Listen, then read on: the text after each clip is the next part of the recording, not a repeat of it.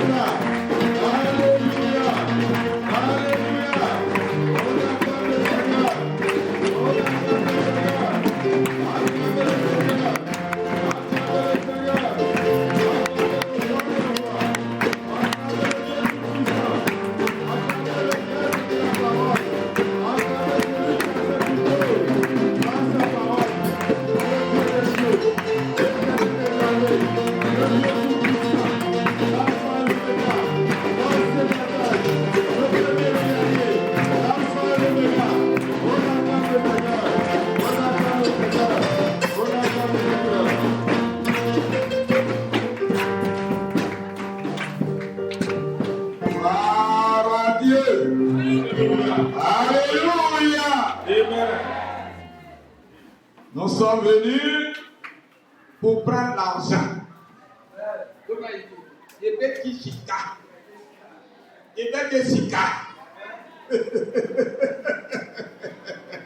Alléluia. Donc c'est pour regarder nos offrandes et nos dons au pasteur et à sa famille. Mais bien avant cela, nous allons prendre des conseils. Nous allons lire la lettre de Paul à Tite, le chapitre 3, versets 12 et 13.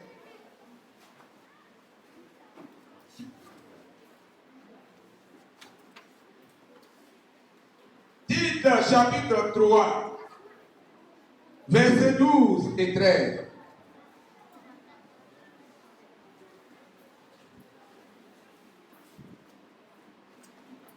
Lorsque je t'enverrai à Démas ou Tichik, hâte-toi de venir me rejoindre à Nicopolis, car c'est là que j'ai résolu de passer l'hiver. Aie soin de pourvoir au voyage de Zénas, le docteur de la loi, et d'Apollos, en sorte que rien ne leur manque. Amen. Je lis encore la parole du Seigneur, tirée de la lettre de Paul à son fils spirituel, Tite. Le chapitre 3, versets 12 et 13. Lorsque je t'enverrai à Démas ou Tichik, hâte-toi de venir me rejoindre à Nicopolis, car c'est là que j'ai résolu de passer l'hiver. Aie soin de pourvoir au voyage de Zénas, le docteur de la loi, et d'Apollos, en sorte que rien ne leur manque. Amen.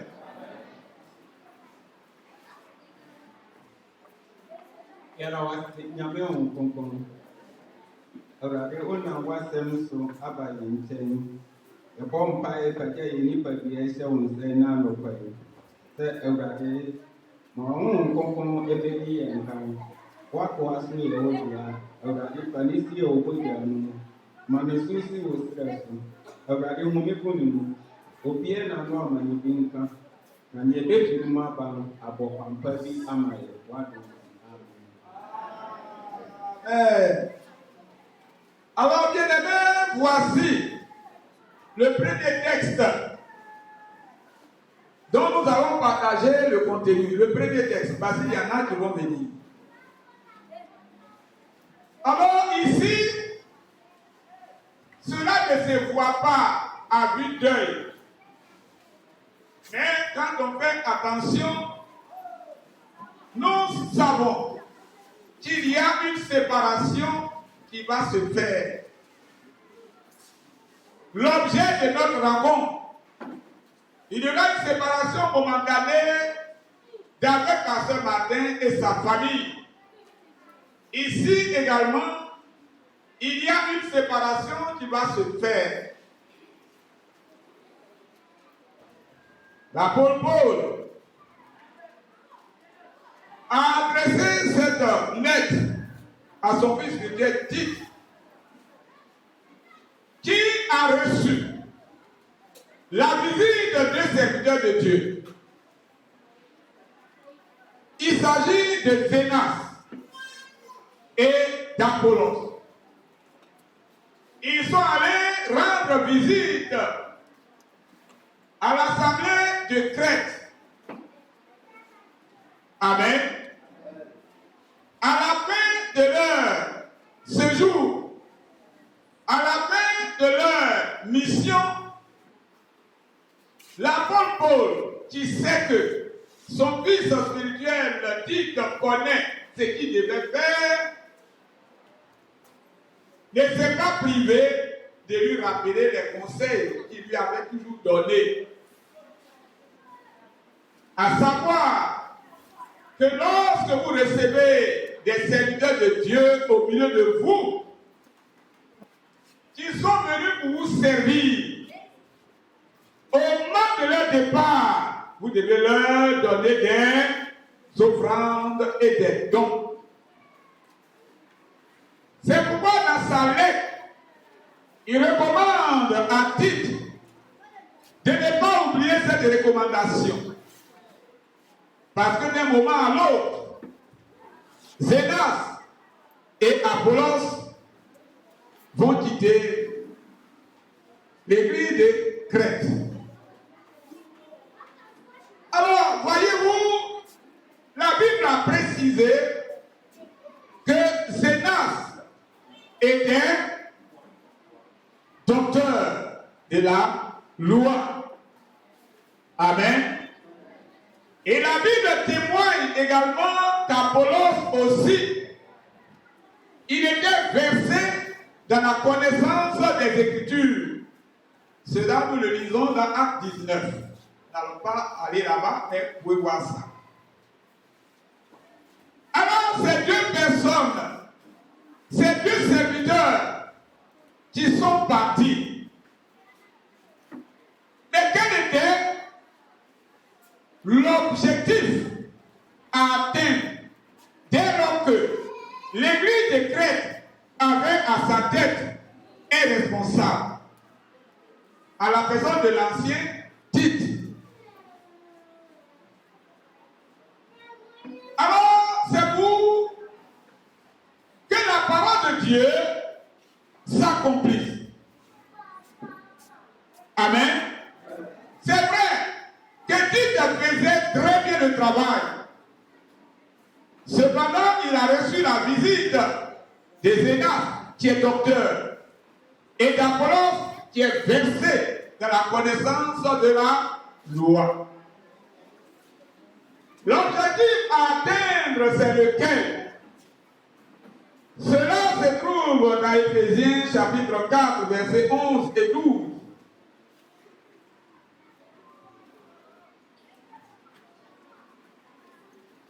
Éphésiens 4, verset 11 et 12 dit: et il a donné les uns comme apôtres, les autres comme prophètes, les autres comme évangélistes, les autres comme pasteurs et docteurs. Pourquoi? Pour le perfectionnement des saints en vue de l'œuvre du ministère et de l'édification du corps de Christ. Tite est établi sur l'église de Crète en tant que pasteur. Le pasteur qui a pour mission d'encadrer et de nourrir les brebis que l'évangéliste lui apporte. L'évangéliste ne doit pas diriger, il doit être le premier responsable d'une assemblée.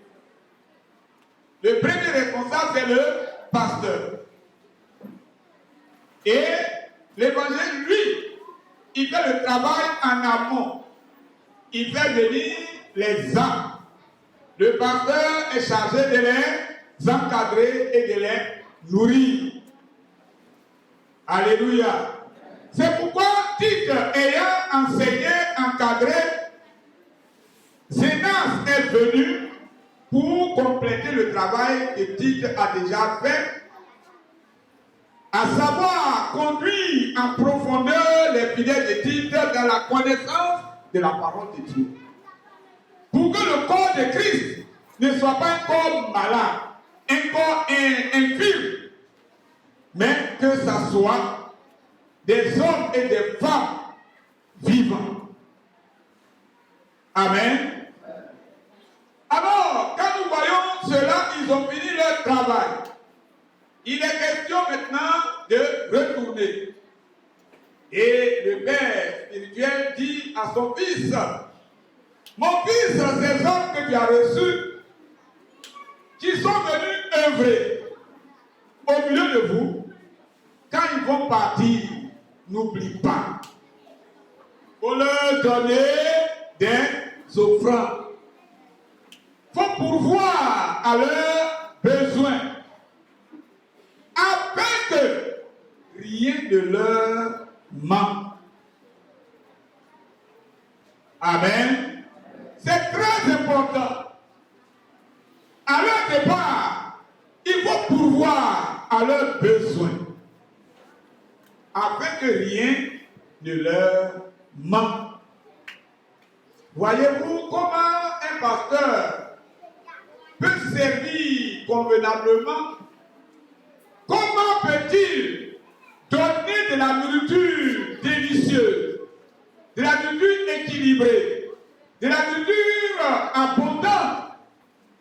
Si lui-même il a faim, il ne peut pas se tenir debout. Comment il peut prier, comment il peut méditer? Il est là en train de penser comment sa famille va manger. Pour le cas des tests, que va-t-il faire? Peut-être que depuis les organisations sont sorties, il s'inquiétait. Comment est-ce que je vais me rendre? Quand je vais arriver, je ne connais personne. Comment vais-je faire avec ma famille? Mais que gloire soit rendue à Dieu, de ce que vous qui êtes là, vous avez abondamment préparé des dons afin que rien ne lui manque.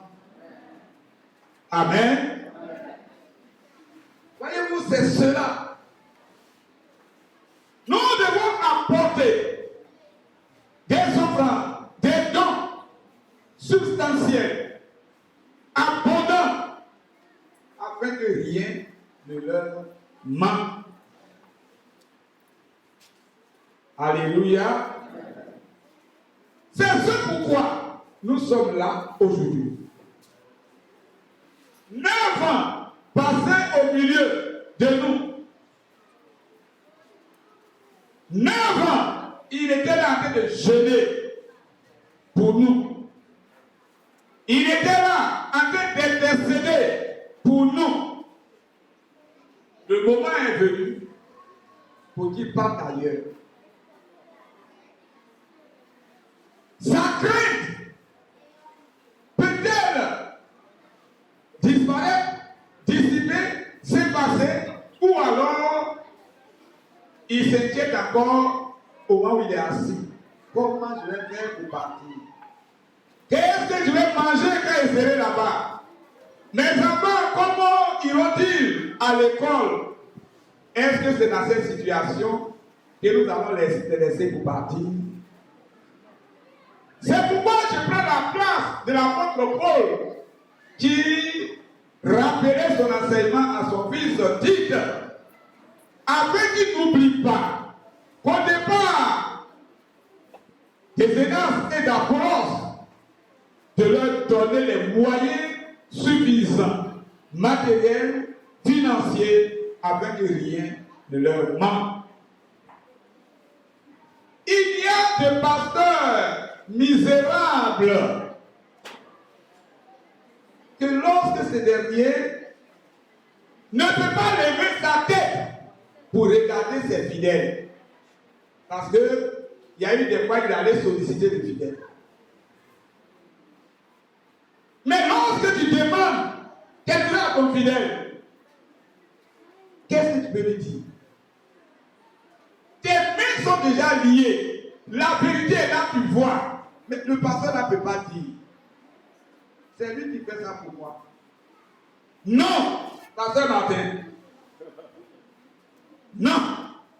Même si tu te donnes millions, tu as vu là, il faut dire.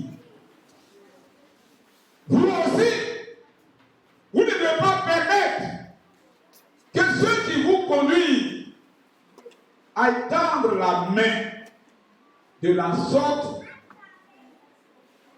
ils n'ont plus d'autorité. Je sais que le pasteur et sa famille n'iront pas quémander avant de pouvoir arriver à San Pedro.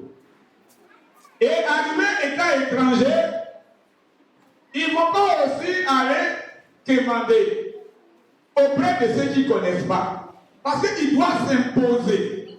Quand il sera là-bas, dans ce matin, pour la suite de ta mission à San Pedro, ça dépendra des premiers actes que tu vas poser là-bas. Il faut bien m'écouter.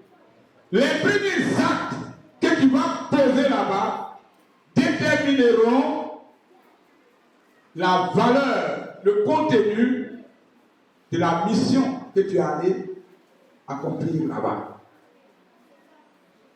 Je sais qu'il ne vous manquera rien pour que vos enfants aillent à l'école. Je sais qu'il ne vous manquera rien pour que vous puissiez manger. Parce que celui qui t'a appelé, il est fidèle. Et il va le faire. Alors, bien aimés, nous sommes là. Le décor est planté. Nous sommes avec Jessica. Quand tu vas dans le cas de il dit, mes amis, nous sommes là pour prendre l'argent. Nous sommes là ce matin pour prendre votre argent. Nous sommes pour recevoir les pailles que vous avez prévues pour donner au pasteur Martin et à sa famille. Dis Amen. Dis Amen. Que le Seigneur vous bénisse. Que le Seigneur vous bénisse. Déjà, la joie que vous manifestez va droit au cœur de Dieu. Ce n'est pas l'importance de ce que vous allez donner que Dieu regarde.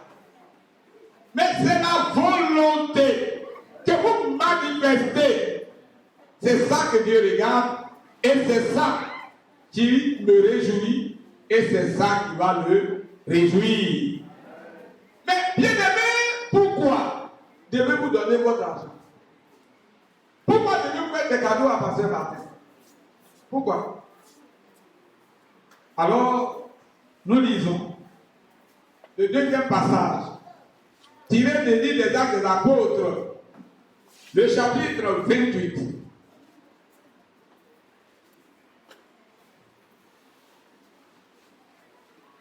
Pourquoi devez-vous apporter des dons à la famille de pasteur Martin qui s'en va?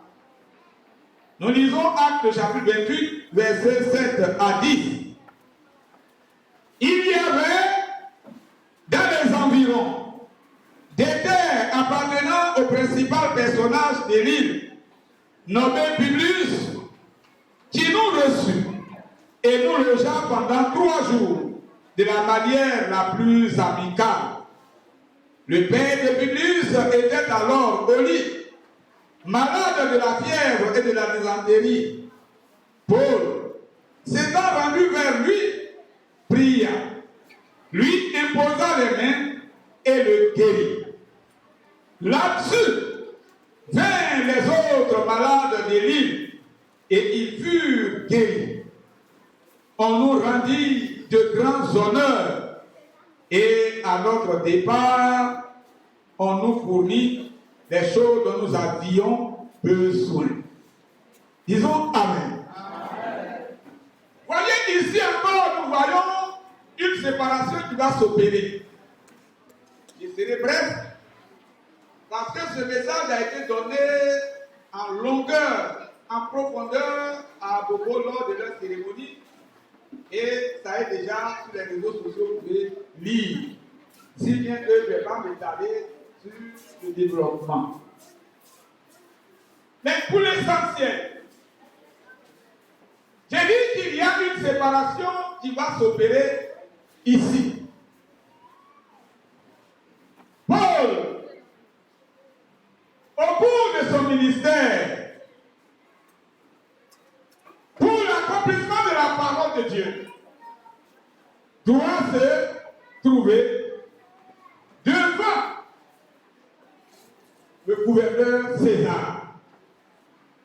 Parce que les gens voulaient faire combine pour l'exécuter. Il a dit, je refuse ça. Parce que tu as dit que moi, je dois aller témoigner devant le gouverneur. Donc, je n'accepterai pas de me passer périr ici. Je demande à être jugé devant le gouverneur César. Vous connaissez l'histoire?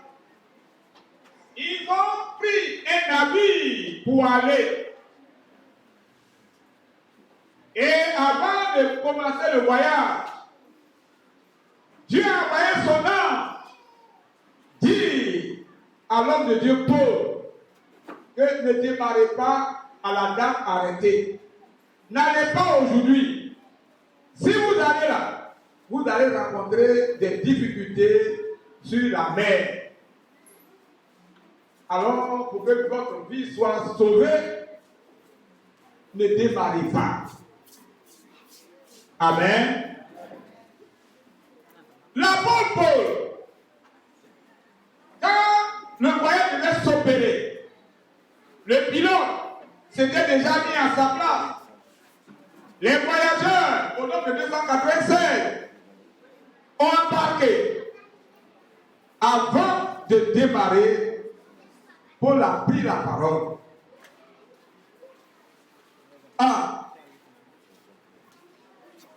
Les chefs, il y avait des soldats qui conduisaient, qui gardaient ces prisonniers quand les frères étaient à la Maca, c'est sous la surveillance des soldats.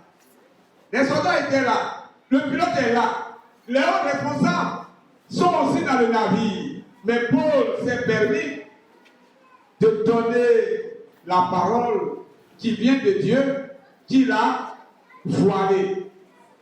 Parce que c'est comme s'il parlait de lui-même. Il leur a dit, voyage là. Ne démarrons pas aujourd'hui.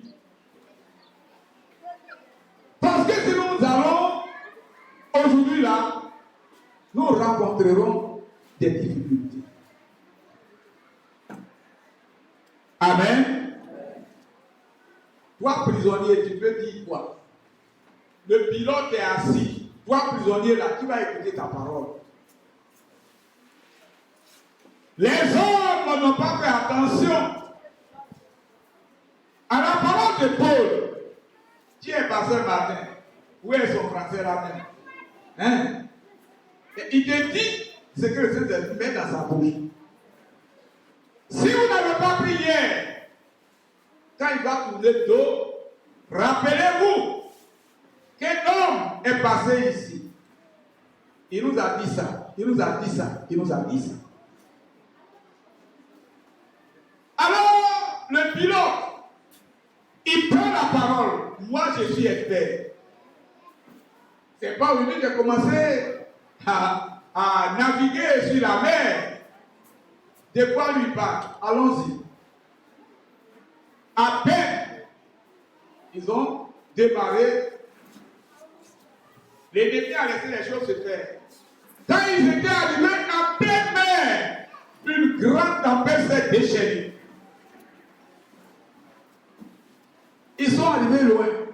Ils ne peuvent plus faire demi-tour. Ils doivent partir. Voici maintenant qu'ils voient que ce que Paul a dit, ils auraient dû accepter. Faisons comme Paul. Ne soyons pas des serviteurs, des servants. À chaque fois, Dieu a dit, Dieu a dit, Dieu a révélé. Non. Soyons humbles. Les hommes n'ont pas besoin que tu leur montres que Dieu te parle. Amen. Dieu a dit, Dieu a dit, Dieu a dit. Chaque fois, Dieu a dit. Leur vie est maintenant en péril. Premier jour, personne n'a mangé. Deuxième jour, personne n'a mangé. Une semaine, personne ne mange. Parce que la mort est prête. Jusqu'à même tout ce qu'ils avaient comme bagage dans le bateau, ils sont obligés de jeter tout ça à la mer pour ne pas que le bateau plonge au fond. Amen. Cela était facile si tu avais écouté le prisonnier. Amen. Au 14e jour, donc il y a 13 jours, personne n'a mangé. Parce qu'il voit maintenant la mort à côté. Un homme de Dieu, au milieu de l'assemblée de Dieu, doit donner des paroles de réconfort et de consolation au moment manifesté. L'homme de Dieu n'a pas besoin de parler à chaque fois. Mais quand il parle, ça doit réconforter, ça doit consoler. Amen. Paul a choisi ce moment précis où tous, sauf lui, croyaient que la mort est arrivée pour eux. Pour leur dire non, ne vous affectez pas. C'est parce que vous ne m'avez pas écouté qu'on est en train de vivre cette expérience. Sinon, le Dieu que moi, Paul, je sers là, il a envoyé son ange pour m'avertir que si nous faisons ce voyage aujourd'hui, on allait rencontrer des difficultés. En principe, la mort devait être là aujourd'hui. Mais par la grâce de Dieu, comme je m'en vais pour faire son travail là, rassurez-vous que l'ange que Dieu m'a envoyé m'a dit que personne de vous ne perdra même aucun de ses cheveux. D'où les jours où vous n'avez pas mangé là, commencez à manger. Et pour lui-même, il a commencé à manger et les gens ont repris vie. Alléluia. C'est pourquoi je dis, j'avais donné un thème ici. Si tu es assis là-bas, là, va au-delà de l'autel. Tu es assis là-bas. Tu regardes ici. Que ton regard ne s'arrête pas à l'autel, mais va au-delà de l'autel. Ne regarde pas qui est comme là. Ne regarde pas qui est passé matin. Amen. Ne me regarde pas. Ne regarde pas passer matin. Mais sache que par ce matin a été établi. Et que ce qu'il dit ne vient que de celui qui l'a établi. Et que ce qu'il fait ne vient pas de lui. Si Martin fait quoi? S'il fait quoi? Dieu l'a vu comme ça.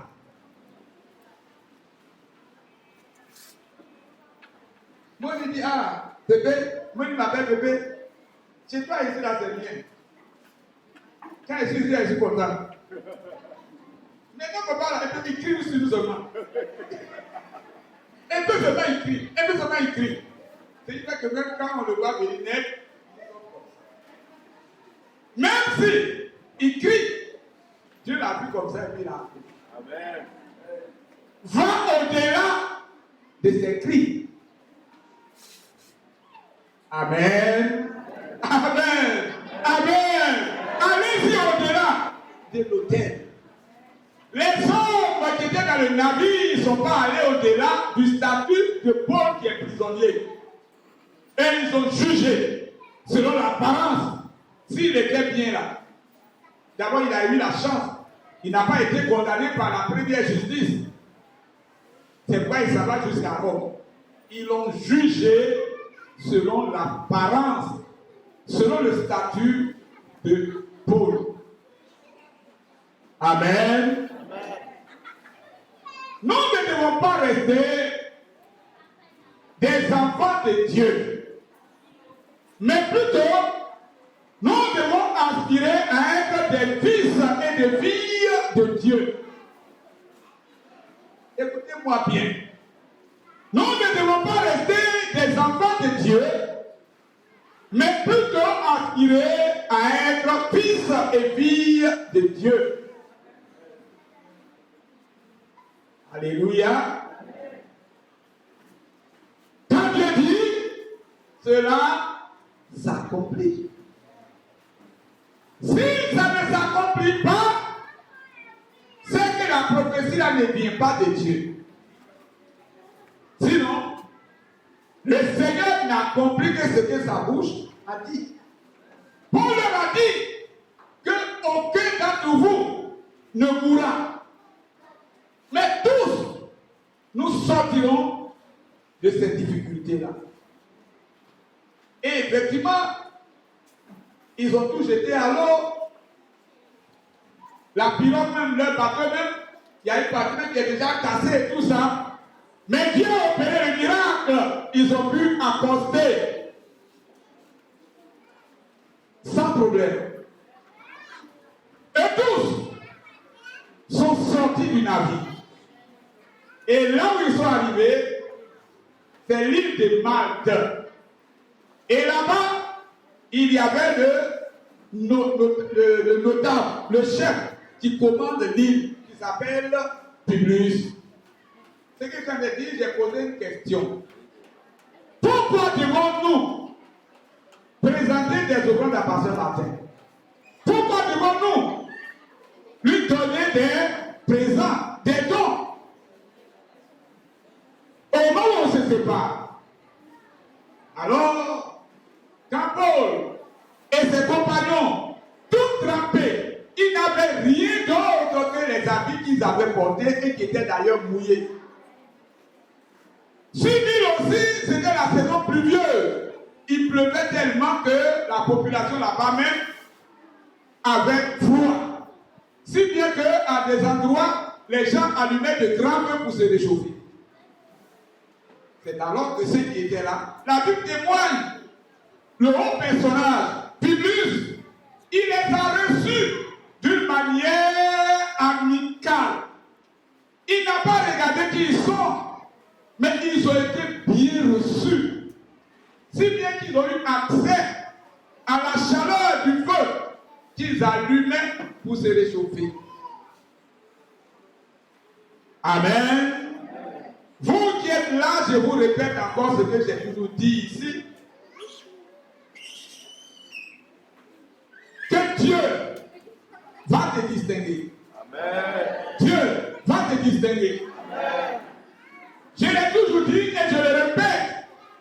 Mais Dieu ne te distinguera que lorsque tu auras accompli une seule condition.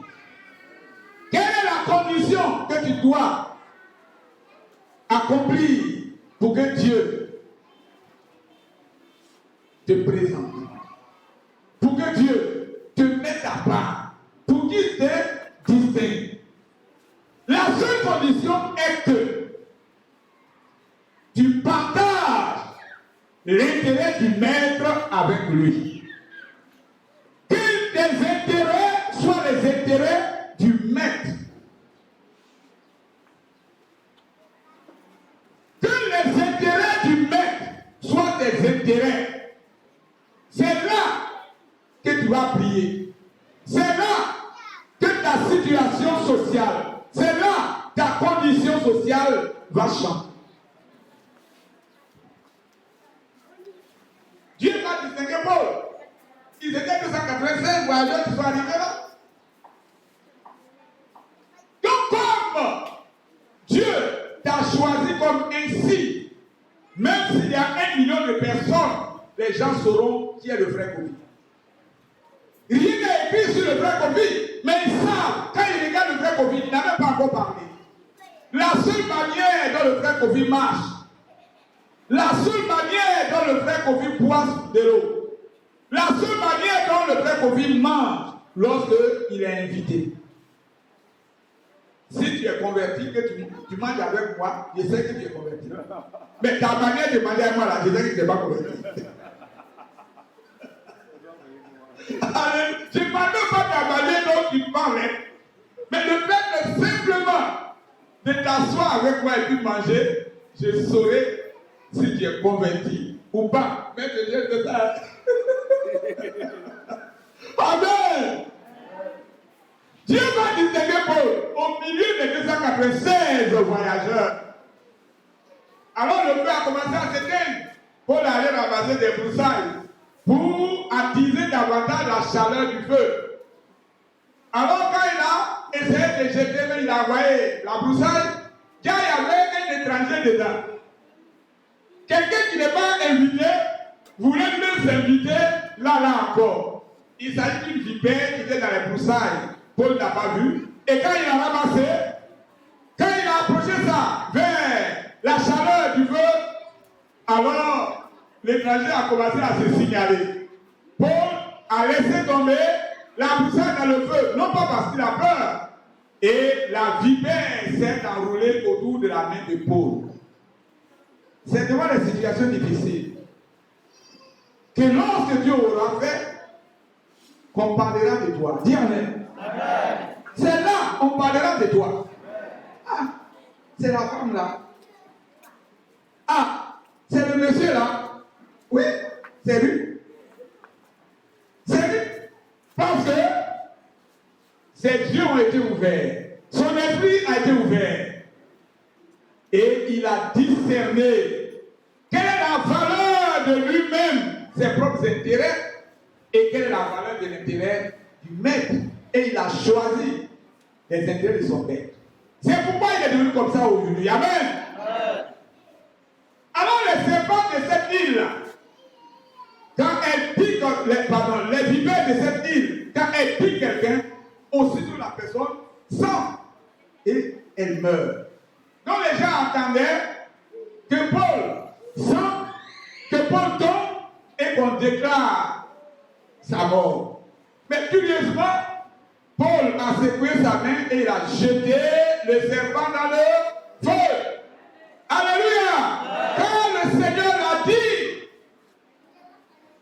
voici les miracles qui accompagneront ceux qui auront cru.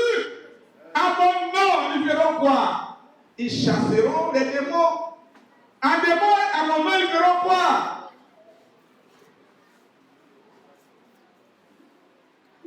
Ils boiront un breuvage mortel et il ne leur fera rien. Ils saisiront des serpents et il ne leur arrivera rien. Dieu m'a dit, il m'a pas. Mais quel est vos problèmes, vous là? Quel est vos problèmes? Quels sont vos problèmes? Quels sont vos problèmes plutôt? Quels sont vos problèmes? Mais c'est parce qu'on est aveugle, on marche par la chair. C'est pour cela que nous devons voir que nous ne sommes rien, mais il y a quelque chose. Tu es important devant Dieu. Ton Père de Dieu tout. C'est pourquoi tu te fais toujours passer pour quelqu'un qui est misérable.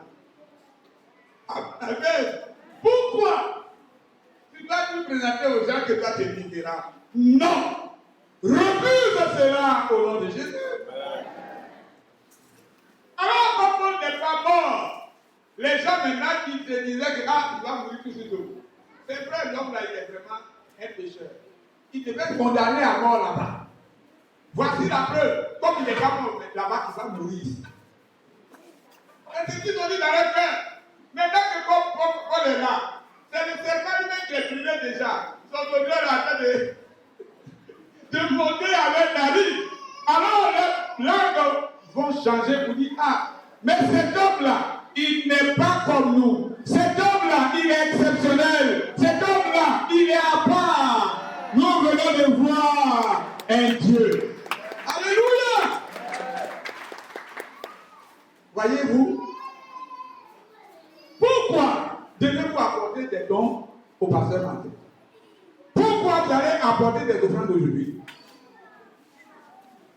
La Bible dit au verset 10, on nous rendit de grands honneurs et à notre départ, on nous fournit les choses dont nous avions besoin. Quand ils arrivaient là sur la terre, ils n'avaient rien. Seulement leurs tenues qui étaient sur eux, qui d'ailleurs sont mouillées. Mais avant de partir, les gens savent que c'est des prisonniers qu'on escortait. Mais Jean dit qu'avant que Paul et ses amis ne partent, les hommes, la population de l'île, leur a rendu quoi? De grands honneurs. Et toutes sortes de dons dont ils avaient besoin. Pourquoi on dit donner? Simplement parce que quand Paul arrivait là, le père de Publius, le chef de l'île, son père avait la fièvre et la dysenterie. Quand on a informé Paul a prié, Paul lui a imposé les mains, le monsieur était guéri. Bien aimé, ce que tu fais de bien là, les gens vont dire, hein? Ce que tu fais de mal aussi là, les gens aussi vont témoigner. C'est pas paix à son âme, notre grand-papa, comment il disait que ton nom est écrit à côté de ce que tu fais. Quand tu passes là, on te lit. Faisons en sorte que la lecture nous concernant plaide en notre faveur. Les bonnes nouvelles de la guérison du père de Publius a pris toute l'île. Mais pourquoi nos parents vont mourir? S'il y a un Dieu qui guérit, nous allons apporter aussi nos malades. Et tous les malades de l'île qu'on avait présentés à Paul, la Bible témoigne que tous étaient guéris. Et au moment où ils devaient partir, c'est pour cette raison que la population leur a rendu de grands honneurs. Qu'est-ce que tu dis de moi? Tous les jours, c'est mon mauvais côté là que tu vois te dire. Tous les jours, c'est ce que Martin ne dit pas bon la faire, tu dis. Avant de faire, il a lâché main. C'est ça seulement tu dis. Tu oublies que tu es passé par lui pour faire de grandes choses. Donc c'est pour cette raison que prisonniers qu'ils étaient, les gens ont pris leur statut et ils leur ont rendu de grands honneurs. Ils ne se sont pas arrêtés là. Paul et ses amis n'ont rien demandé. Mais à leur départ, ils leur ont donné tout ce dont ils avaient besoin. Pourquoi ont-ils donné? À cause de ce que ils ont accompli la mission du maître. Ils ont montré qu'ils ont en partage avec le maître ses intérêts.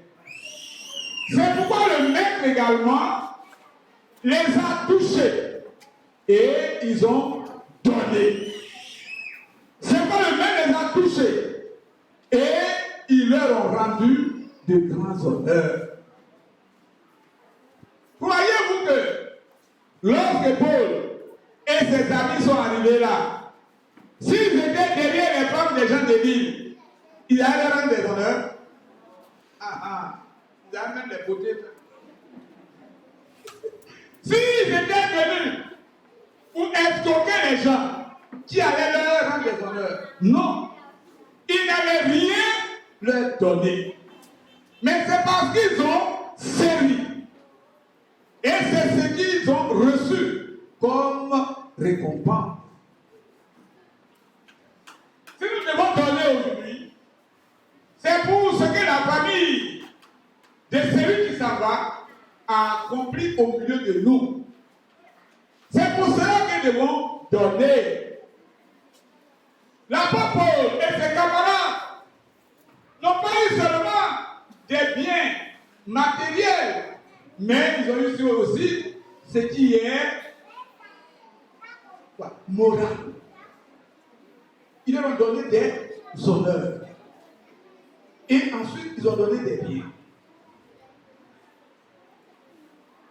C'est important. Alors, par ce matin, voilà ça. Tu as travaillé. Est-ce que les gens te rendront des honneurs? Les gens t'apporteront-ils des offrandes, des dons à la dimension de ton espérance? Cela dépend de la manière dont tu as servi. Si tu as servi et que ton ministère a influencé les gens, Dieu va les toucher. Et il va aller même emprunter, aller prendre crédit pour te donner. Si ton ministère les a influencés, les a impactés, même s'ils n'ont pas, comme ils savent que tu t'envoies, ils vont aller demander pour lui te donner. Mais si durant ce temps, ta présence a été égale à ton absence, ils te donneront rien. Rien. Mais je sais que ton ministère, moi, Kanga, m'a impacté. Je sais que bon nombre ici aussi ont été impactés par ton ministère. Et qu'ils agiront en conséquence.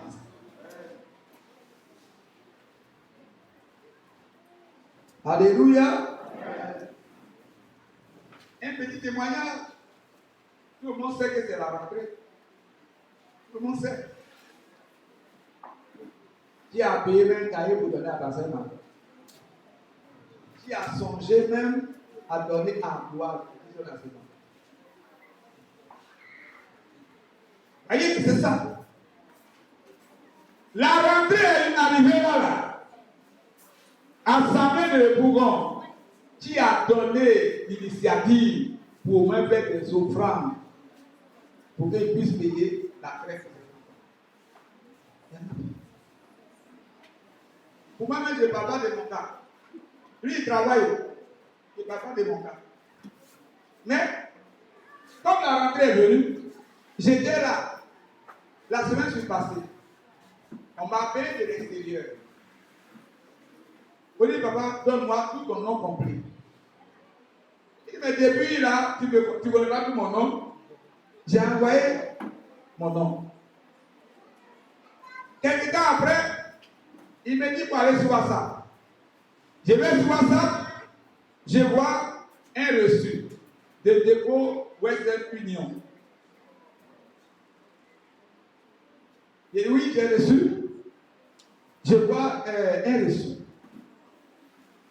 Il dit, bon, je t'ai envoyé 607 000 francs pour la rentrée de maison. 607 000 francs. C'est la semaine dernière que j'ai reçu. Depuis l'école, je ne travaille pas ici à la maison. Lui, il a le il sait ça. Il ne sait pas. Mais quand même, il a compté 607 000. Il m'a donné au niveau envoyé de Thomas, que Dieu te bénisse. C'est le jour où le petit a été ici que j'ai reçu ce mandat. C'est mon petit frère. Thomas, lève-toi.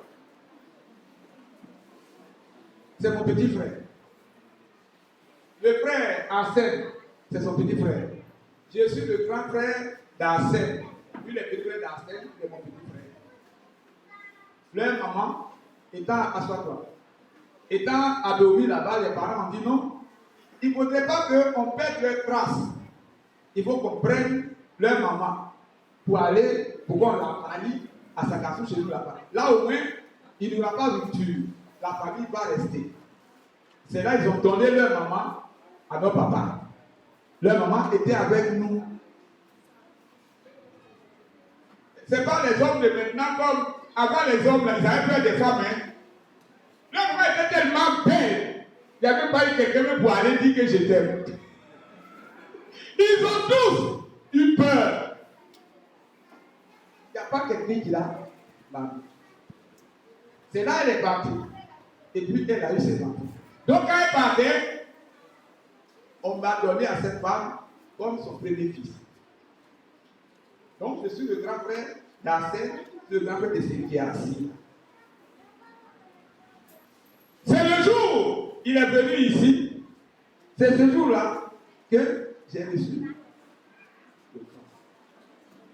Pourquoi? Parce que quelque part, Dieu est passé par moi pour faire quelque chose pour cette famille-là.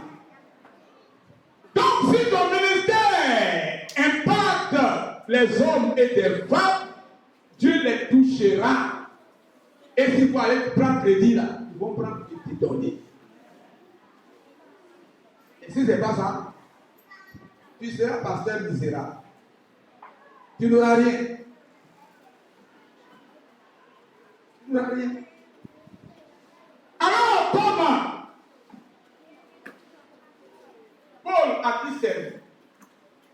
Comment toi aussi tu as servi? Comment tu sers? À la mesure de la qualité de ton ministère, alors des âmes seront touchées et feront quoi? Ils te donneront au-delà de leur pouvoir. Amen.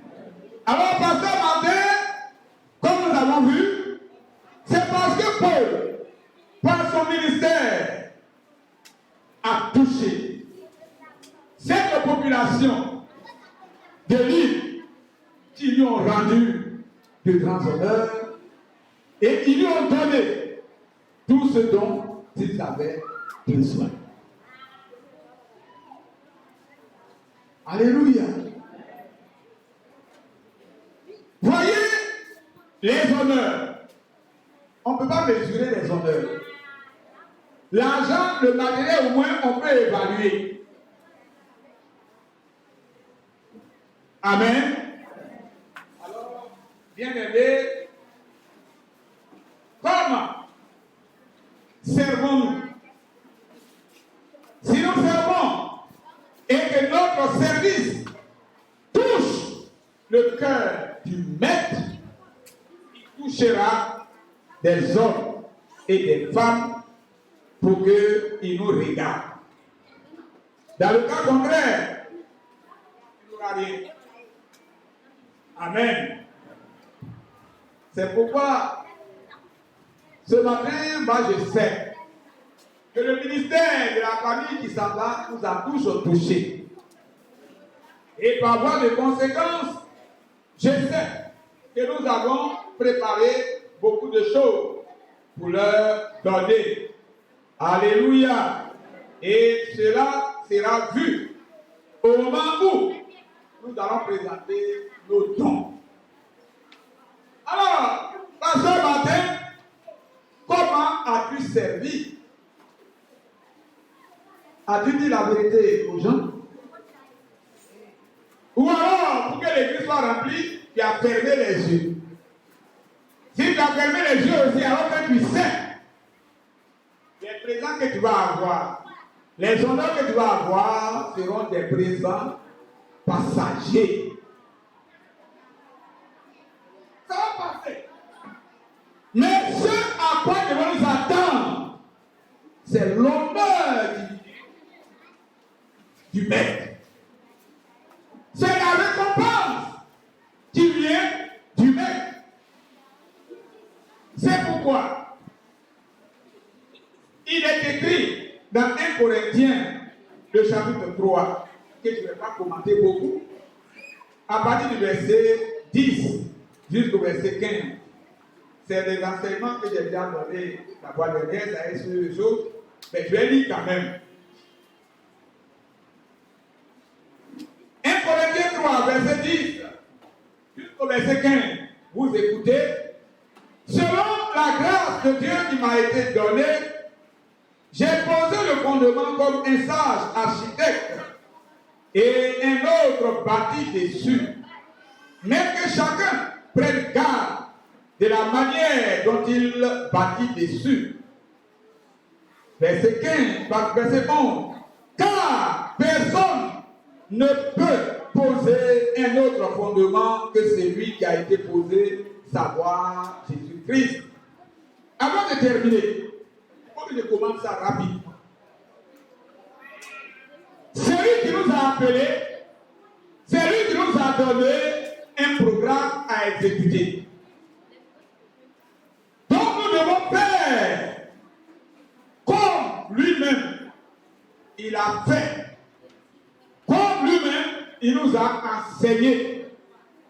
C'est de cette manière-là que nous devons servir. Amen. On ne doit pas s'éloigner. Lui qui est le Seigneur, il a posé le fondement. C'est lui que nous regardons. Comment il a fait? C'est la même manière que nous devons faire. Amen. Mais nous ne voulons pas faire ça. Parce que si je dis la vérité, les gens vont plus venir. Parce que si je dévoile, ils ne vont pas m'aimer. C'est pas ça que Jésus a fait. Il n'a pas fait comme ça. Verset 12. Or, si quelqu'un bâtit sur ce fondement avec de l'or, de l'argent, des pierres précieuses, du bois, du foin, du chaux, l'œuvre de chacun sera manifestée. Jésus a posé le fondement là, avec béton. Toi, tu vas construire dessus, tu allais mouiller la terre, et puis tu as déposé dessus. Ça va tenir. La terre et le béton là, ça peut prendre. Il n'y a pas d'alliage entre les deux. Si tu allais prendre maintenant géant-béton pour déposer dessus, est-ce que ça va tenir? Ça ne va pas tenir. Mais si tu as pris ciment avec un sable bien mélangé, bien dosé, et que tu poses sur la fondation, ça va tenir. Quelles que soient les tempêtes, quelle que soit l'abondance des pluies, ça va tenir. J'ai bâti sur le rocher.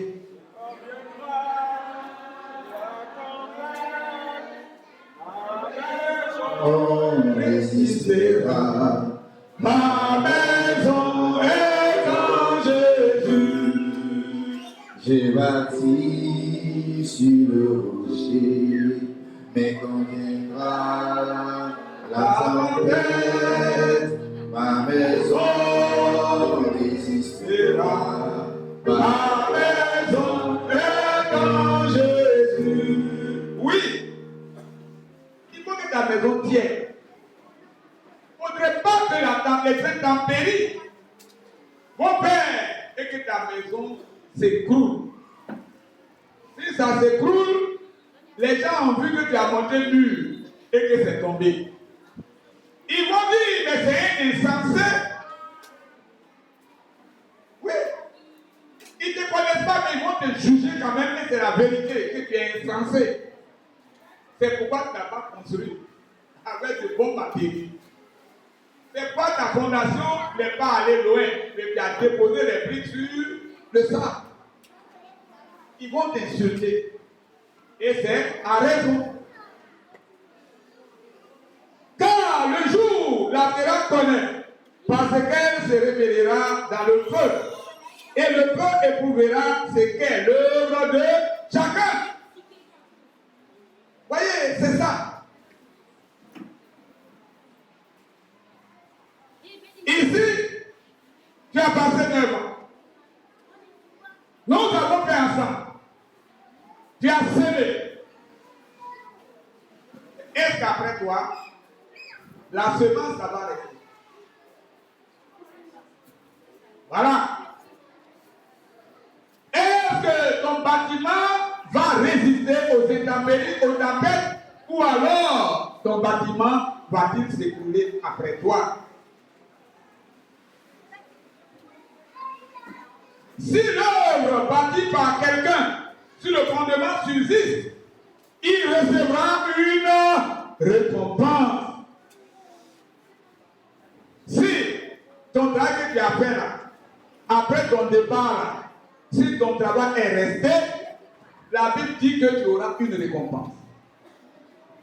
Alors que déjà les hommes se réjouissent de la quantité des dons et des offrandes qu'ils reçoivent. Je vous ai dit que ça c'est passager.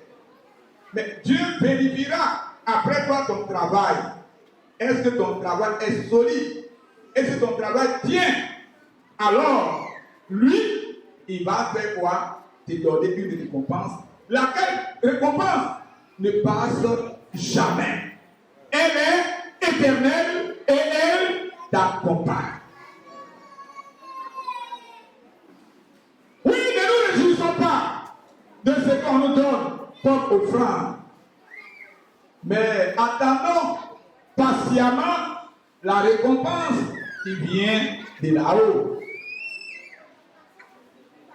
Amen. C'est ça. Il ne demandera pas, tu as eu combien d'enfants, tu as payé combien de voitures, tu as construit combien de maisons, il s'en fout. Mais qu'est-ce que tu as fait pour moi? Par toi là, combien ont été gagnés comme âme et sauvés? C'est à partir de là qu'il va te donner une récompense. Quand les gens sont malades, ils n'ont rien, et que tu as payé leur ordonnance, voilà, c'est un investissement que tu fais, c'est un placement d'argent que tu as fait, et au moment venu, le Seigneur te récompensera. Amen. Si l'œuvre de quelqu'un est consumée, il perdra sa récompense. Pour lui, il sera sauvé, mais comme au travers du feu. Et cette personne-là, dont le travail bâti, la maison bâtie, a été frappée par la tempête et qui s'est écroulée, c'est celui-là qui a fait le travail de Dieu, et puis après lui, rien. Quand tu es pasteur, derrière toi, il doit y avoir d'autres pasteurs. Si tu es prophète, après toi, il doit y avoir des prophètes. Mais si tu es prophète, qu'après toi, il n'y a pas un prophète qui sort de tes racines. On doit questionner ton ministère de prophète. C'est pourquoi quand il dit les prophètes, demande-lui qui est ton papa. Il dit les pasteurs, demande-lui qui est son père. Alléluia. Alors ici, il dit, celui dont le travail accompli n'arrive pas à résister au temps et que cela s'écroule, cette personne sera sauvée certes, mais elle perdra sa récompense. Amen. La vie éternelle, qui a ça. Mais là-haut, il y a des récompenses. Amen. C'est pourquoi j'ai dit à beaucoup, je vais répéter ici encore. Ne vous trompez pas d'enseignement. Le jugement dont on parle, il y a le jugement dernier et le jugement des œuvres. Nous, les chrétiens, nous ferons face au jugement de nos œuvres. Mais nous ne passerons pas devant le tribunal de Dieu pour être condamnés. Nous ne sommes pas concernés par le jugement dernier. Non. Mais nous, fils de Dieu, filles de Dieu, nous irons devant le Seigneur afin de recevoir notre récompense. Donc le jugement du chrétien veut dire simplement l'évaluation de nos œuvres pour le Seigneur. Écrivez. Le jugement du chrétien veut dire simplement l'évaluation de nos œuvres que nous avons accomplies pour le nom du Seigneur et pour son œuvre. Amen. C'est cela. On ne va pas à la condamnation. Nous serons devant lui. Quand tu as servi, bon serviteur, mets-toi à ma droite. Amen.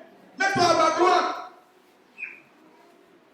Donc, nous qui prêchons, nous qui prophétisons, vous les apôtres, vous les évangélistes, ne vous réjouissez pas de la manière dont vous servez le Seigneur. Mais le plus important est de savoir si notre nom est écrit dans le livre de vie. C'est important. Ne regardons pas ce que nous récoltons et qui va passer. Mais au moment venu, le Seigneur nous donne notre couronne. Donc nous qui prêchons, moi quand même, je ne dois pas me tromper. Je dois, en tout cas, comprendre que ce n'est pas parce que c'est moi qui prêche que je serai mieux récompensé que toi. C'est faux. Non. C'est pas parce que c'est toi qui chante et puis l'église marche et que tu dois récompenser pour les autres. C'est faux. Ressaisissez-vous. Tanda, ressaisis-toi. Amen.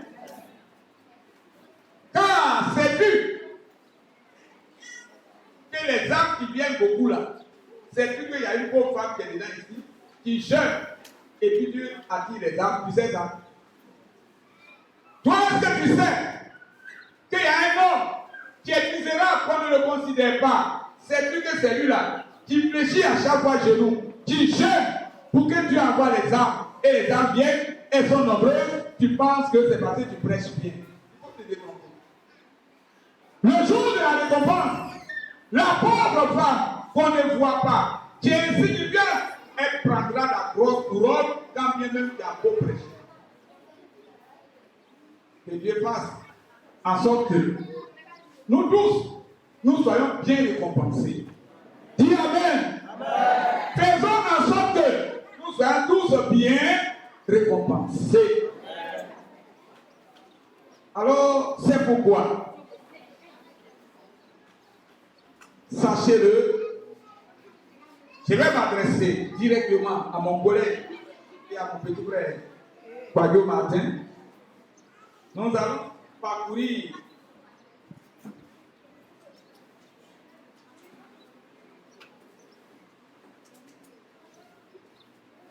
Alléluia. Nous allons parcourir la deuxième lettre de Paul à Timothée. Nous lisons 2 Timothée 2 à partir du verset 3. Souffre avec moi comme un bon soldat de Jésus-Christ. C'est pour toi, c'est pour moi aussi. Et c'est pour assembler. Souffre avec moi comme un bon soldat de Jésus-Christ. Il n'est pas de soldat qui s'embarrasse des affaires de la vie s'il veut plaire à celui qui l'a enrôlé. Et l'athlète n'est pas couronné s'il n'a pas combattu suivant les règles. Amen. Je dis encore. À ce matin, écoute. Moi, quand là, j'écoute. Vous aussi, écoutez. Souffre avec moi comme un bon soldat de Jésus-Christ. Il n'est pas de soldat qui s'embarrasse des affaires de la vie s'il veut plaire à celui qui l'a enrôlé. Et l'athlète n'est pas couronné s'il n'a pas combattu suivant les règles. Disons tous Amen.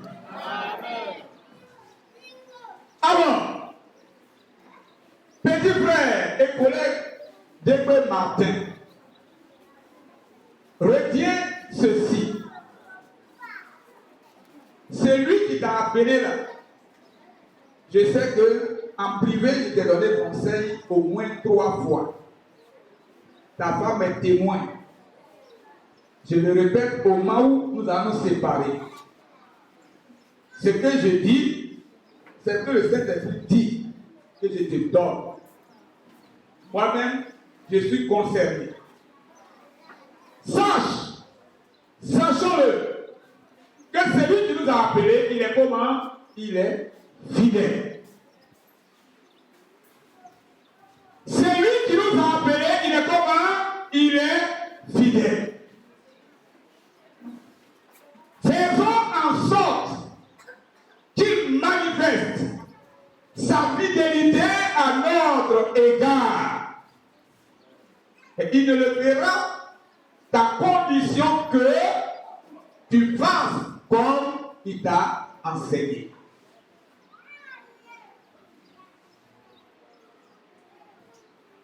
Il est fidèle. Quand il nous a dit que je ne vous abandonnerai point et je ne vous délaisserai point. C'est quoi ça il a dit? C'est ça il a dit. C'est ça il m'a dit. C'est ça il a dit. Depuis quoi au matin. Il est fidèle. Il t'a dit et il m'a dit qu'il ne nous abandonnera pas. Qu'il ne nous délaissera point. C'est-à-dire quand on dit il y a une différence entre pas et point. Vous allez partir chercher. Je ne suis pas professeur de français. Vous allez partir chercher. Si je dis qu'il ne nous abandonnera pas, ça veut dire que c'est le moment présent. Et que demain, il va nous abandonner. Non. Mais quand on dit qu'il ne nous abandonnera point, c'est que toujours. C'est une question d'abord. Quand on utilise le mot point pour marquer la négation, ça marque une action continue. Mais quand on dit pas, ça dit que c'est le présent. Mais lui, il a dit point. Ça veut dire qu'il ne nous oubliera jamais. Il ne nous délaissera jamais. À condition que nous fassions comme il nous a enseigné, comme il nous a dit de faire. L'apôtre Paul a servi de la manière qui a été agréable à Dieu. Il a reçu des honneurs, il a reçu des présents. Tu vas avoir des honneurs des hommes. Tu vas avoir beaucoup de francs des hommes. Alors, ce qui est important, c'est ce qui vient de Dieu. Le plus important, c'est ce qui vient de Dieu. Il a dit, celui dont la construction sera détruite, perdra sa récompense. C'est pas lui qui va à l'enfer, mais il sera sauvé comme par le feu. Tu auras le salut. Mais la récompense ne sera pas à la hauteur du temps que tu as consacré à Dieu. Amen. Donc, souffre avec moi comme un bon soldat de Jésus-Christ. Il n'est pas de soldat qui s'embarrasse des affaires du monde s'il veut plaire à celui qui l'a enrôlé. Alors, je le dis, quelqu'un te met à son service. Il dit, travaille pour moi. Je vais t'élever. Je vais te bénir. Et jamais je ne vais t'abandonner. Jamais je ne vais te délaisser. Cela ne signifie pas. Cela ne signifie pas. C'est assez. Pour que nous ayons entièrement notre temps pour servir le Seigneur. Parce que matin, le seul travail que tu as, c'est de servir. Prends ton temps pour servir Dieu.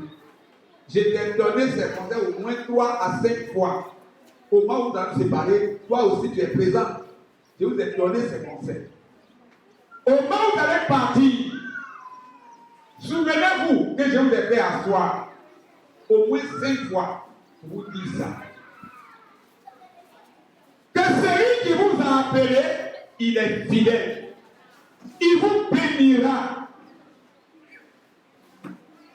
Ce que vous aurez doit être envié. Mais vous ne devez pas être béni à moitié. Donc, petit frère, Martin, tu es seulement pasteur. Fais ton travail de pasteur. Je t'ai reproché ça, je le dis encore. Les produits que tu vends là, Il faut gagner le temps pour Dieu. quand quelqu'un te pose son problème, tu proposes produit ici, produit ici, produit ici. Et quand les gens commencent à payer, ils n'ont même pas d'argent suffisamment pour terminer. Ils croient derrière toi. Ils partent, si tu n'entends pas, je te dis. Parce qu'il y a pas mal de Facture d'ordonnance de 60 000, c'est plus que ça. Alors qu'il faut relever au moins 2, 3, 4 fois. Mais quand ils t'ont suivi, ils ont mis 60 000 là. Le reste, ils ne peuvent pas payer. Et puis, ils se plaignent. Si tu n'entends pas, moi j'entends, je te dis. consacre ton temps. À servir Dieu. Tu veux voiture.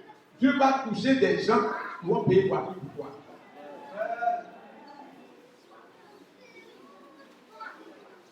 Si ça te fait mal, je dis bien. Alléluia.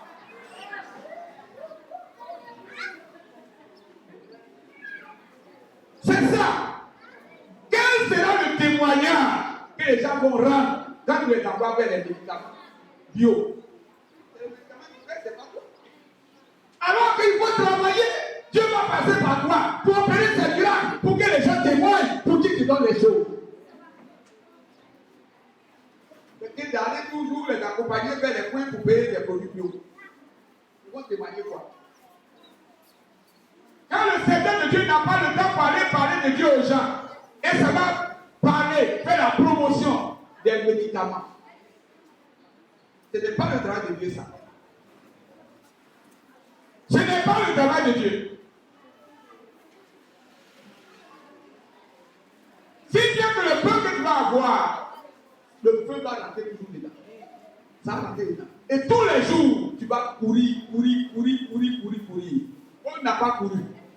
Il était resté chez Publius. Ils ont envoyé des malades chez lui. Il a prié. Ils étaient tous guéris. Quand ils devaient partir, on leur a rappelé des honneurs. tout ce dont ils ont besoin, On leur a donné. Assois-toi. Fais le travail de Dieu. Toi aussi, tu es pasteur. Assois-toi. Fais le travail de Dieu. Paul a dit cela à Timothée. Souffre avec moi comme un bon soldat de Jésus-Christ. Il n'est pas de soldat qui s'embarrasse Des affaires de la vie. C'est pour Dieu, ça ne t'intéresse pas. Il charge. Ça va faire promotion. Alors que tu dois évangéliser pour le mettre, tu n'as même pas le temps pour ça. Quand tu as couru jusqu'à le soir, tu es fatigué, tu dors.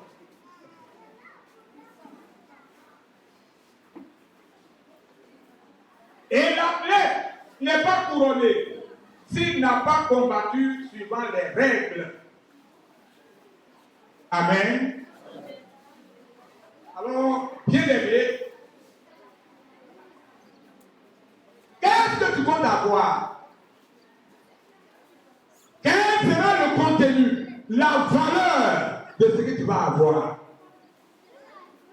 Cela dépendra de la manière dont tu vas servir. Si tu sais, comme le maître a dit, des âmes seront touchées. Et ils vont te donner. C'est pourquoi tu cours. Ils vont te donner. Il y a des gens qui ont essayé avec qu'on appelle ceux qui jouent chez vous là. PMU. Aujourd'hui, ils n'ont rien. Tous les jours, ils espèrent, je vais gagner. Et ça devient un vice. Tu ne peux pas t'en sortir. Parce que tu espères toujours Gagner quelque chose et tu ne gagneras pas. Je ne maudis pas. Mais je dis ce qui est. Que ce matin, bien aimé, que nous sachions que Dieu, dans sa fidélité, il nous bénira. Sachant que Dieu, dans fidélité, il ne permettra point que la honte vienne sur nous. À condition qu'on fasse comme ce qu'il a enseigné. Nous sommes là pour bâtir pour le Seigneur. Mais celui pour qui on bâtit là, tu as beau être architecte, tu as beau être expert en maçonnerie, mon frère de guerre, mais laisse-moi te donner au moins mon plan. Là, parce que tu es fait, tu as me détruire une maison, parce que tu es fait, laisse-moi te donner mon plan et que tu construis selon mon plan. C'est ta condition que moi aussi, je te donnerai ce à quoi tu as droit. N'est-ce pas? C'est ça. Dernière parole du Seigneur ce matin. Avant cette parole, je voudrais dire, nous avons été à San Pedro, pasteur Mathieu est parti avec nous. Quand on a fini la cérémonie, nous avons tiré des leçons. Tu n'étais pas là-bas. J'étais le premier. Parce que quand est parti après moi, toi, tu t'en vas le remplacer. Quand nous disons que notre récompense sera à la dimension de la manière dont nous avons servi, ici, je sais que tu as travaillé fidèlement.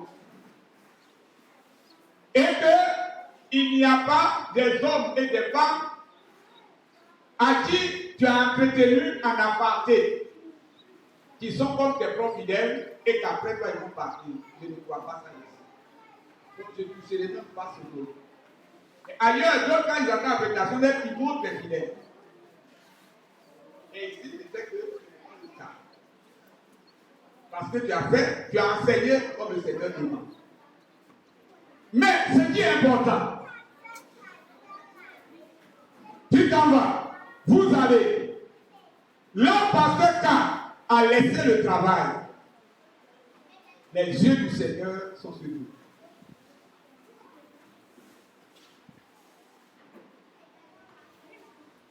Un pasteur peut laisser une assemblée. Vous allez, il y a 200 membres. C'est ça, il vous a laissé. À peine il tourne le dos. Le dimanche qui vient, il y a 50 qui ne viennent pas. Un mois plus tard, il y a 75 qui ne viennent pas. 2, 3, 4, 5, 6 mois, 9e mois, vous vous retrouvez avec 50 membres. Il y a problème. Écoutez-moi bien. Il y a problème. Vous devez chercher. D'où vient le problème? Il y a 2 causes essentielles. Soit, celui que vous avez remplacé là, qui a laissé 200 membres, il a été efficace dans la croissance de l'œuvre. Les hommes peuvent le féliciter, lui rendre des honneurs, mais ça ne suffit pas. Il a laissé 200, c'est vrai. Mais quelle est la vie de ces 200 que tu as laissé? C'est ça.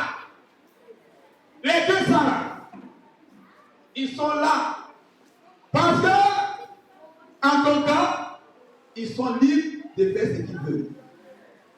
Comme le pasteur dit rien, il voit, il ne dit rien, de peur que s'il parle, les gens vont partir. Il veut que les gens disent qu'il a bien travaillé, alors qu'en réalité, dans les 200, peut-être il y a seulement 3 qui sont agréables au Seigneur. Donc, dans ces conditions, les gens qui ne viennent plus, ce n'est pas la faute au pasteur qui veut prendre la place. Non. Ou alors, quand il partait, il les a pistolés. Et après, petit à petit, ils sont établis. Ou alors, il n'a pas travaillé ainsi, mais il a fermé les yeux sur la vie de l'Église. Il connaissait ce qui se passait. Mais comme les gens s'occupaient de lui, il n'osait pas en parler. Et comme toi tu es parti, tu dénonces les péchés qui se déroulent, ils seront d'accord avec toi? Non. Ils vont te haïr. Ils vont commencer à te mener la vie dure. Et au besoin, ils quittent. Et ceux qui jugent de loin, ils pensent que c'est celui qui est arrivé qui fait que les gens sont partis. Non. Non. Mais celui qui a travaillé, il a travaillé pour que le monde lui donne des honneurs et non pas pour Dieu. Ça, c'est le premier cas. On a situé la responsabilité. C'est celui qui est parti. Tu es arrivé de 200. 1 mois, 2 mois, les 200 sont là. 3 mois, 4 mois, il y a peut-être 10 qui ne viennent plus. 5e mois, 6e mois, les 10, ça c'est pas les mêmes, mais d'autres ont pris la place. Tu es à 205. Tu es à 210. C'est-à-dire que tu as déjà dépassé ce qu'on t'a laissé. Ça s'explique.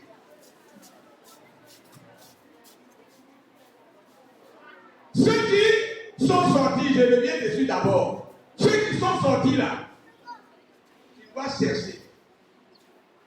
Ce n'est pas que l'on ne dénonçait pas la vie de l'Église, mais aussi, en son temps, les brebis étaient bien nourris.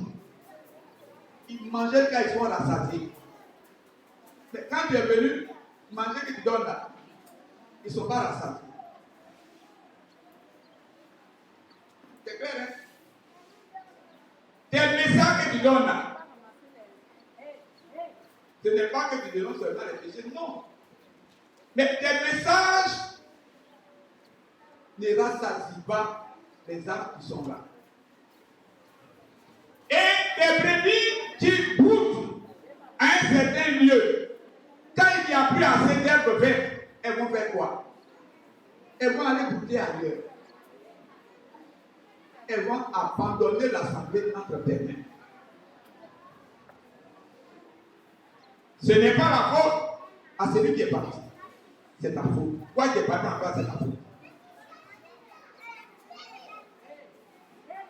Maintenant, tu es arrivé. Ça a commencé à diminuer et puis après, ça se stabilise.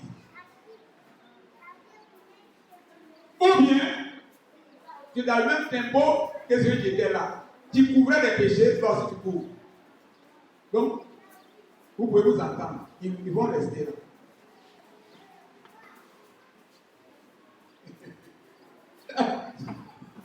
C'est la réalité. Ou alors, il y a égalité, match nul, 0-0, ZZ. Ils sont là. Les gens ont commencé à diminuer. 6 mois, 9 mois, les gens diminuent. Et ils chuchotent entre eux. Ils se disent des choses entre eux. Ils ont remarqué que le pasteur qui est venu là, il est orgueilleux. Le pasteur là, quand il a compris que tu envoies, ce qu'il te dit là, ça te blesse plus que ton problème. Ils vont rester là. Ils vont partir. Parce que celui qui l'a trouvé, il était doux. Sa langue était exercée. Et quand il leur donne des paroles d'exhortation, ils reviennent à la vie. Les témoignages iront. Et même ceux qui n'étaient pas là au temps de celui qui est parti, ils vont venir. D'autres également vont venir. Amen. Donc, vous allez là. Maman pasteur, regarde-moi ici. Vous allez, soyez vigilants. Lisez l'atmosphère de l'assemblée que vous allez prendre. Lisez. Ne restez pas là jusqu'à les problèmes vont vous tomber dessus. Non. Moi, quand je suis assis ici, là, c'est vrai que je ne connais pas tout le monde de nom. Mais quand je suis assis ici, je ne dis pas que je fais mieux. Mais la grâce que moi j'aime, quand je suis assis ici, là, je vous regarde. Souvent, on va penser que quand tu as quelque chose, moi, c'est pour ça que je regarde. Mais Dieu sont sur moi-même, je ne te vois pas. C'est vrai, mes yeux sont sur toi. Mais je ne te vois pas. C'est pas que je ne veux pas dire que je ne te connais pas. Ce n'est pas ça. Mais je cherche autre chose. Qu'est-ce que je cherche? Est-ce que dans l'assemblée, il y a la joie? Est-ce que dans l'assemblée, là, ceux qui sont venus là, est-ce qu'ils ont des problèmes? Quand je suis assis ici, des fois, je sélectionne des gens, toi viens me voir. Toi, je ne fais pas ça. Et quand je vous demande, c'est comme si je suis au courant. C'est parce que je prends mon temps. Quand je m'assois ici, je regarde. Mes réactions en tant que dirigeant font que c'est les comploteurs eux-mêmes qui tombent dans leur propre piège. Comme je sais dire ce qui se passe, je prends la décision avant eux. Mais comme ils ne sont pas prêts, ils ne peuvent pas aboutir ce qu'ils doivent entamer. Donc, vous allez là. Ne restez pas là pour que les problèmes viennent vous tomber dessus. Ce n'est pas tout que Dieu va vous dire. Moi, je n'entends pas. Ce n'est pas tout que Dieu va vous dire. Mais cherchez quand même à savoir lire l'atmosphère qui prévaut dans votre assemblée. Vous n'aurez pas à arranger des problèmes à chaque fois. Vous aurez le temps d'anticiper, d'appeler et de mettre au grand jour. Il y a des complots qui ont été apportés ici. Quand ils ont commencé, j'ai été le premier. Quand j'ai agi, il ne peut pas aller loin. Les Gaoussous sont partis. Les Gaoussous devaient prendre une partie de l'église pour partir. J'ai été le premier. J'ai fait affectation. Et ils étaient tous désemparés.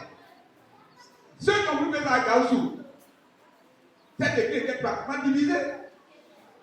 Parce que c'est vrai que j'étais à 100 euros. Mais quand je viens, je vois les choses. Je n'ai pas donné le temps. Affectation, pas. Vous avez suivi ce qui s'est passé ici. Hein? Vous avez vu ce qui s'est passé? C'était la dépendance. Parce que je sais lire. Et j'interviens au moment opportun. C'est parce que je fais attention. Faites attention. Sinon, ça va vous tomber dessus. La dernière parole que je donne, là c'est quelqu'un qui va lire pour que nous voyons. Exode, le chapitre 25, le verset 9. C'est mon dernier passage. Je ne vais pas commenter. Vous allez écouter, chacun va garder.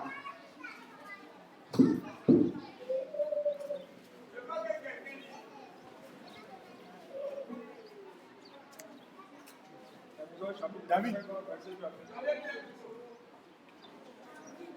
Je suis.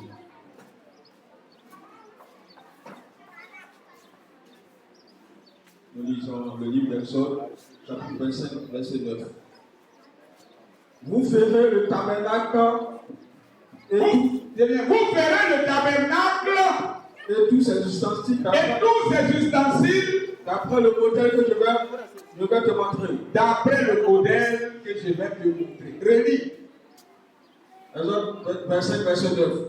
Vous ferez le tabernacle. Vous ferez le tabernacle. Et ses ustensiles. D'après le modèle que je vais te montrer. D'après le modèle que je vais te montrer.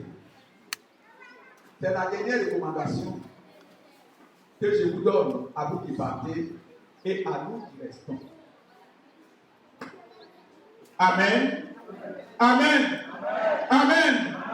Donc, bien aimé, que le Seigneur bénisse sa parole. Et que par cette parole, ce qui est penché, Exode 25, verset 9. Et qu'à partir de ce message, celui qui est assis penché, qui se redresse.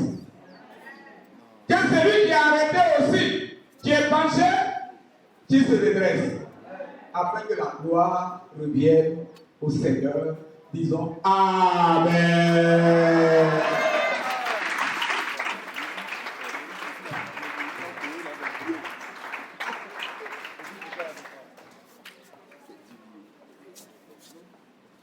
Gloire à Jésus. Alléluia. Peuple de Dieu, on va se tenir debout. Nous allons bénir l'homme de Dieu.